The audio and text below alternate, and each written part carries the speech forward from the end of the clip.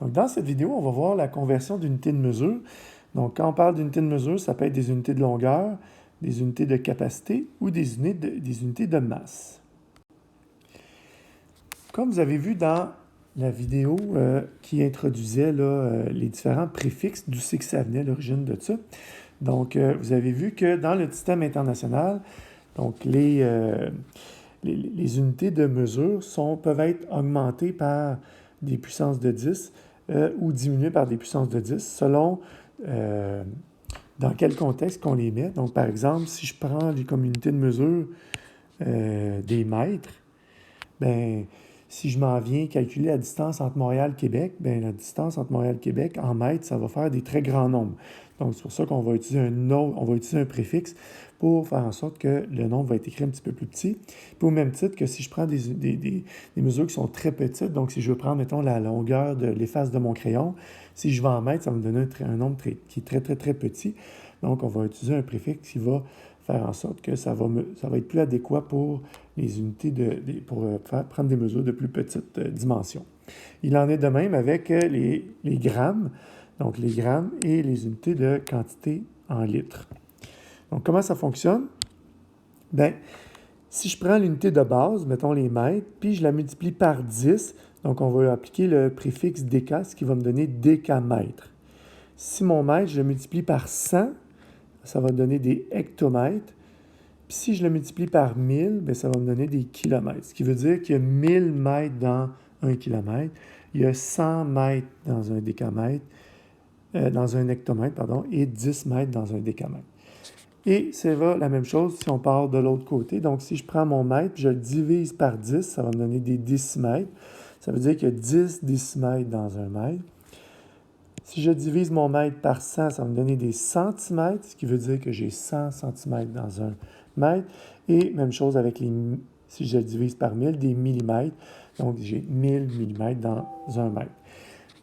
Ces préfixes-là, comme j'ai dit, ils s'appliquent également pour les unités de grandeur de poids. Donc, si je prends les grammes, bien, si je prends 1000 grammes, ça va me donner des kilogrammes. Si je prends 1 gramme, je le divise par 10, ça va me donner des décigrammes, etc. Même chose avec les quantités, les quantités, donc de capacité. Si je prends des litres, bien, si je prends 10 litres, bien, je vais appeler ça des décalitres. Si j'en prends 1000 litres, ça va me donner des millilitres. Excusez. Si j'en prends 1000, ça va me donner des kilolitres. Pardon. Donc, on va voir comment on peut travailler avec ça. Donc, si je prends comme référence les unités de longueur ici, comme on l'a vu tantôt, là, je préfère exactement le même tableau avec des unités de capacité ou des unités de masse. Donc, si je prends mon unité de base, en fait, la référence que je me dis toujours pour partir, c'est que si je fais 1 cm, bien 1 cm, je sais que dans 1 cm, j'ai 10 mm. Je le sais, ça. C'est des unités avec lesquelles on travaille souvent. Ce qui va faire en sorte que je sais que pour passer de centimètre à millimètre, donc si je veux passer de centimètre, je vais prendre l'autre crayon, ça va aller mieux. Donc si je veux passer de centimètre à millimètre, bien, dans 1 cm, j'ai 10 mm, donc je vais faire x 10 ici. Et au même titre, si j'ai 10 mm, puis je veux le mettre en centimètres, bien, je vais en avoir juste un. Donc, quand je passe de millimètre à centimètre, bien, je vais diviser par 10.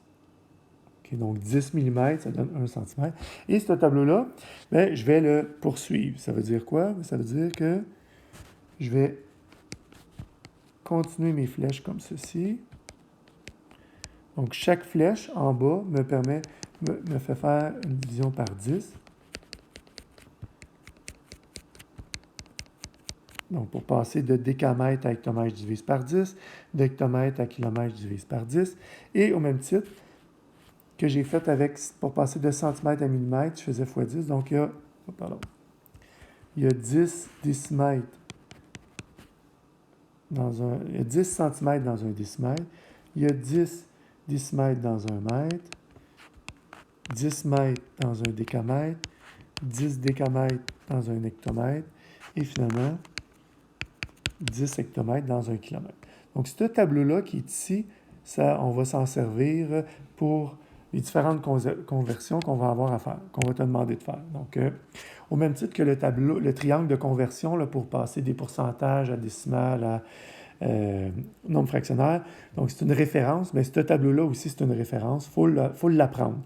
Donc, c'est de le comprendre surtout, mais une fois que tu le comprends, bien après ça va bien. Donc, si j'ai par exemple 105, exemple 1, si je commence avec un premier exemple, si je te demande de convertir 150 cm et de le transformer en mètres. Donc, qu'est-ce que je fais?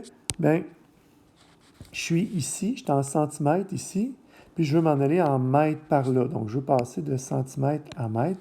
Donc, je vais prendre les flèches du bas qui m'obligent à diviser à chaque fois que je passe d'un préfixe à l'autre. Donc, de centimètres à décimètres, je vais diviser par 10 une première fois. Puis de décimètres à mètres, je vais diviser par 10 une deuxième fois. Donc, ce qui va faire en sorte que je vais diviser par 10 deux fois, donc par 100. Donc, je vais déplacer ma virgule de 2 vers la gauche. Donc, quand on divise, on déplace la virgule de 2 vers la gauche. Donc, ma virgule, je vais la déplacer de... Ma virgule, en principe, 150. Si j'avais 150 $ et 25 sous, mais ma virgule, elle serait ici. Hein? Ma virgule serait là. Donc, elle va partir de là, puis je la déplace de 2 vers la gauche. Donc, 1, 2, fait qu'elle s'en vient ici. Donc, dans 150 cm, je vais avoir 1,5 mètres. Je ne suis pas obligé de mettre le 0 à la fin dans les décimaux. Deuxième exemple que je vais prendre. Si je prends 347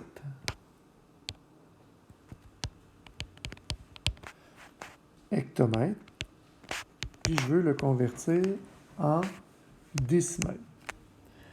Donc, je suis ici, je suis en hectomètres, puis je veux m'en aller en décimètres ici. Donc, je vais prendre les flèches du haut. Et pour passer d'un préfixe à l'autre, je vais multiplier par 10 une fois, une deuxième fois et une troisième fois. Donc, quand je multiplie par 10, ça veut dire que je déplace ma virgule de 3, mais vers la droite. Donc, je suis ici, donc 347, je la déplace de 3 vers la droite. Ma virgule, elle serait là, pardon. Elle serait ici, donc je la déplace de 3, donc 347. 1, 2, 3, je viens de la placer ici, donc je vais combler les trous par des zéros, ce qui va me donner 347 000 décimètres. Je vais faire un troisième exemple. Si j'ai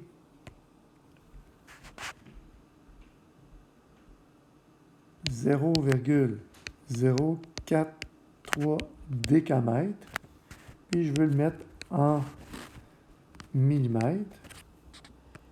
Donc, je me fie encore avec mon tableau. Donc, si je prends les décamètres, donc je suis ici et je vais m'en aller en millimètres ici. Donc, je vais devoir multiplier par 10 une première fois, une deuxième fois, une troisième fois et une quatrième fois. Donc, je vais multiplier par 10 par 4 fois, ça fait que je vais tasser ma virgule vers la droite de 4 bonds. Donc, ma virgule est ici, je la déplace de 4. 1, 2, 3 et 4. Et je vais remplacer ça par un 0, ce qui va me donner 430 mm. Un dernier exemple. Si j'ai 0,5 cm, puis je veux le convertir en décamètres. Donc, je suis ici en centimètres, puis je vais m'en aller en décamètres ici. Donc, je m'en vais dans ce sens-là. Donc, je vais diviser par 10 une première fois, une deuxième fois et une troisième fois. Donc, je vais diviser par 1000, ce qui veut dire que je vais déplacer ma virgule de 3 vers la gauche. Donc,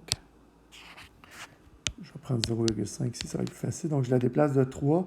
Donc, 1, 2, 3. Donc, je m'en viens la placer ici, puis je vais combler les trous par des zéros, ce qui va me donner 0,0005.